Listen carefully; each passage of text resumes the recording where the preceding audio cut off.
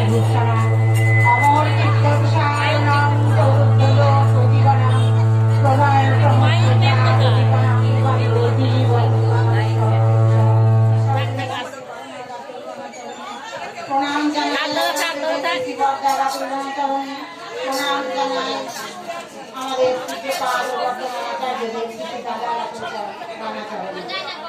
উপস্থিত খ্রিস্টপ্রাণ দাদারা এবং ভক্তিমতী মায়েরা, সন্তান তুল্য যারা আছে, প্রতি প্রত্যেককে যথাযথ স্থানে আমার প্রণাম ভালোবাসা জয় জয় জানিয়ে কিছু বলার চেষ্টা করেছি।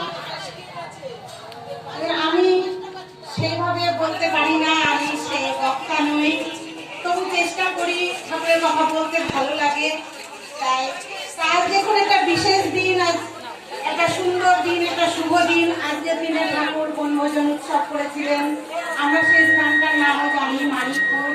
বর্দার ঠাকুর দালানে বসে ঠাকুর সেই বনভোজন অনুষ্ঠানের যে মহোৎসব তিনি তা গ্রহণ করেছিলেন। কারণ ঠাকুর বেশিক্ষণ সেই মাঠে থাকতে পেরেছিলেন না, কারণ ঠাকুর অসুস্থ ছিলেন।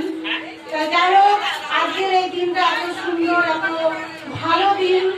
এই দিনে প্রত্যেকবার আমার আসা হয়নি, কিন্তু গত বছর আমি এসেছিলাম, এবারেও এসেছি। আমার খুব ভালো লাগছে এখানে এসে।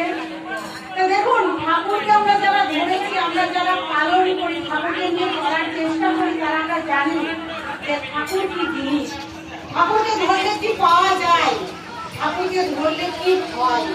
আমরা ধর্মের কথা বলি, ঠাকুর দেখুন ধর্ম সম্পর্কে সুন্দরভাবে বললেন। আমি এক দাদার কথা বলি, একটি ঘটনা। ঠাকুর তখন দেওঘরে আসেননি, তখন হিমায়তপুরেই আছেন। তা সেই সময় আমাদের এক দাদা, তিনি মুসলমান সম্প্রদায়ের লোক, তিনি মুসলমান সম্প্রদায়ের মানুষ, শেখ আলী। তা ডক্টর শেখ আলী সারা পৃথিবী ঘুরে ফেলেছেন। কি করতে? না, ধর্মের ডেফিনেশন জানার জন্য, ধর্মের সংজ্ঞা জানার জন্য, ধর্ম আসলে কি। তিনি আরবে গেছেন, মুসলমান সম্প্রদায়ের যিনি সর্বশ্রেষ্ঠ ধর্ম প্রচারক তার কাছে গেছেন, তিনি বলছেন মুসলমান ধর্মই শ্রেষ্ঠ। তিনি ইউরোপে গেছেন, খ্রিস্টান ধর্ম যাজকের কাছে, তিনি বলছেন খ্রিস্টান ধর্মই শ্রেষ্ঠ। আবার হিন্দু ধর্মের যিনি শ্রেষ্ঠ প্রচারক তার কাছে গেছেন, তিনি বলছেন হিন্দু ধর্মই শ্রেষ্ঠ। তখন তিনি সংজ্ঞাটা ঠিক বুঝলেন না, ধর্মের ডেফিনেশনটা ঠিক তার গুণগত হলো না।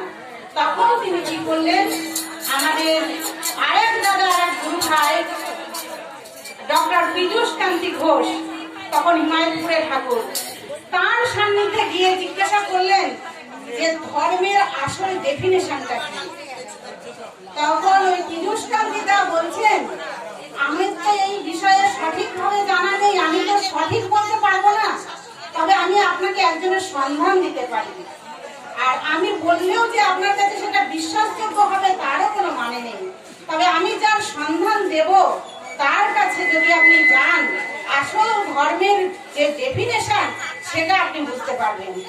তখন তিনি কি করলেন, সেই মুক্তার আলী ওই পীযূষ কান্তিদার সাথে চলে গেলেন ঠাকুরের কাছে। ঠাকুরের কাছে যখন গেলেন, ঠাকুরের কাছে গিয়ে জিজ্ঞাসা করছেন যে ঠাকুর, আমি আপনার কাছে এসেছি, আমি সারা পৃথিবী ঘুরে ফেলেছি, ধর্মের ডেফিনেশন জানবো বলে, ধর্মের সংজ্ঞা, ধর্মটা আসলে কি। তখন ঠাকুর বলছেন, ঠাকুর সুন্দর করে উত্তর দিলেন, দেখো, যে কর্ম বাক্য আচরণ বাঁচা বাড়ার উৎস হয় তাকেই জানি ধর্ম বলে, ধর্ম অন্য কিছুই নয়। যখন ঠাকুর ব্যাখ্যা করছেন যে তোমার কর্ম, তোমার চলা, তোমার আচরণ, তোমার আচার, তার মধ্যে দিয়ে ধর্ম হাত পা মেলে হেঁটে বেড়াবে। যদি সেই কর্মটা ঠিক থাকে, যদি তোমার চলন চরিত্র আচার আচরণ ঠিক থাকে, তার মধ্যে দিয়ে ধর্ম হাত পা মেলে হেঁটে বেড়াবে। ধর্ম হচ্ছে এই। প্রফুল্লতা ছিলেন তখন ঠাকুরের সান্নিধ্যে থাকতেন সবসময়, তার বাণী লেখক। প্রফুল্লতাকে তখন ঠাকুর বললেন, ধর্মের যে ডেফিনেশন দেওয়া আছে, যে সংজ্ঞা, সেগুলো পড়ে ওনাকে শোনান। তখন প্রফুল্লতা পুণ্যপুঁথি গ্রন্থ থেকে শোনাচ্ছেন, ধর্মে সবাই বাঁচে বাড়ে, সম্প্রদায়টা ধর্ম নারে। ধর্মে সবাই বাঁচে বাড়ে, সম্প্রদায়টা ধর্ম নারে। ঠাকুর দেখুন কত সুন্দর করে বললেন। ঠাকুর এও বলছেন, ধর্মে জানিস জীবন নিত্য রয়, ধর্ম জানিস একই হয়। তাহলে দেখুন ঠাকুর কত সুন্দর ভাবে ধর্মের ডেফিনিশন দিয়ে দিলেন। ধর্ম কি জিনিস? তাহলে আমরা ভাবি কি হিন্দু ধর্ম, মুসলমান ধর্ম, খ্রিস্টান ধর্ম, ইহুদি, বৌদ্ধ, আমরা বিভিন্ন কিছু ধরে নিই, এগুলোকে ধর্ম না, এগুলো ধর্ম নাই। ঠাকুর বললেন এগুলো একটা মত, এগুলো একটা সম্প্রদায়, আর এই সমস্ত সম্প্রদায়কে নিয়ে বেঁচে থাকা, বেড়ে ওঠাটা হচ্ছে ধর্ম। তাহলে ধর্মটা কিভাবে না, ওই বাঁচা বাড়াটা যাতে সুসংগত হয়, যাতে সুসমৃদ্ধ হয়, যাতে আমাদের চলন চরিত্রের মধ্যে দিয়ে ধর্মটা ফুটে ওঠে। আমি ঠাকুরের মানুষ, আমি ঠাকুরকে নিয়ে চলছি, যদি আমার আচার আচরণ, আমার চলন চরিত্রের মধ্যে যদি সেটা ফুটে না ওঠে, তাহলে আমি ঠাকুরের মানুষ হতে পারলাম না। তাই সুন্দরভাবে তিনি বললেন যে ধর্ম জানিস একই রয়, ধর্মে জীবন ভিন্ন রয়। তাই এই হচ্ছেন ঠাকুর, ধর্মের সুন্দর সংজ্ঞা দিলেন, ধর্মের ডেফিনিশন করে দিলেন।